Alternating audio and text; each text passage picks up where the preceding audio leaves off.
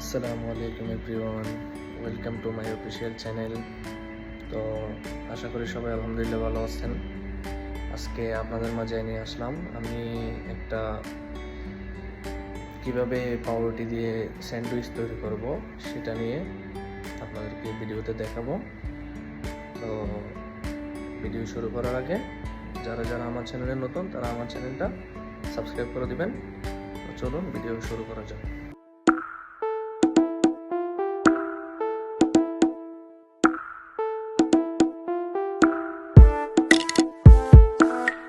তো গাইস, দেখতে পাচ্ছেন আমরা স্যান্ডউইচের জন্য ব্রেড নিয়ে নিলাম, এরপর 2 পিস ডিম নিয়ে নিলাম, এরপর লেটুস নিয়ে নিলাম, এরপর 2 টুকরো টমেটো নিয়ে নিলাম, এরপরে একটা সিদ্ধ ডিম নিয়ে নিলাম, এরপরে 2টা চিজ নিয়ে নিলাম, এরপরে ক্রাফট নিয়ে নিলাম, এরপরে নেস্টলি মিল্ক নিয়ে নিলাম।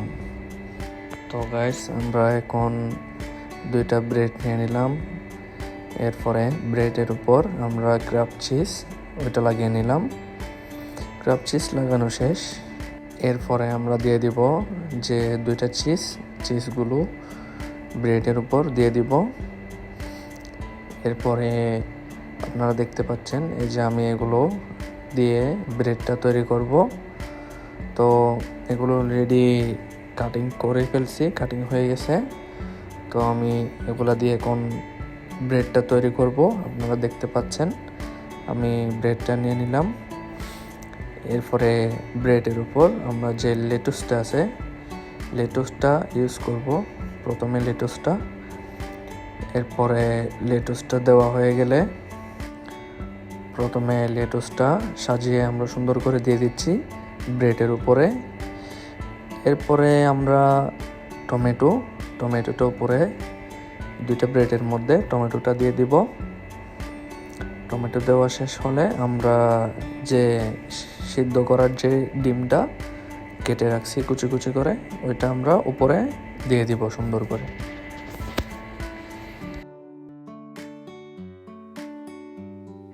দেখতে পাচ্ছেন আমরা অলরেডি এই যে ডিমটা কুচি কুচি করে রাখা ডিমটা দিয়ে দিলাম।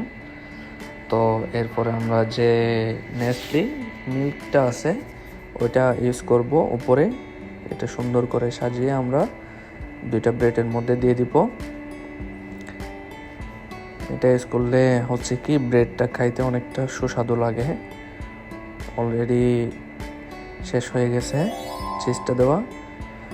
দেখতে পাচ্ছেন আমরা কত সুন্দর করে একটা স্যান্ডউইচ বানিয়ে নিলাম। এরপরে যে 2টা ডিম কেটে রাখছিলাম 2টা ডিম আমরা উপরে দিয়ে দিলাম। এরপর আমরা একসাথে করলাম স্যান্ডউইচটা। দেখতে পাচ্ছেন কত সুন্দর করে একটা শর্টকাট স্যান্ডউইচ বানিয়ে নিলাম। এটা খাইতে অনেক সুস্বাদু হবে, দেখতে পাচ্ছেন আপনারা। ও এ পর্যন্ত ছিল ব্লগটা। সবাই ভালো থাকবেন, সুস্থ থাকবেন। আসসালামু আলাইকুম।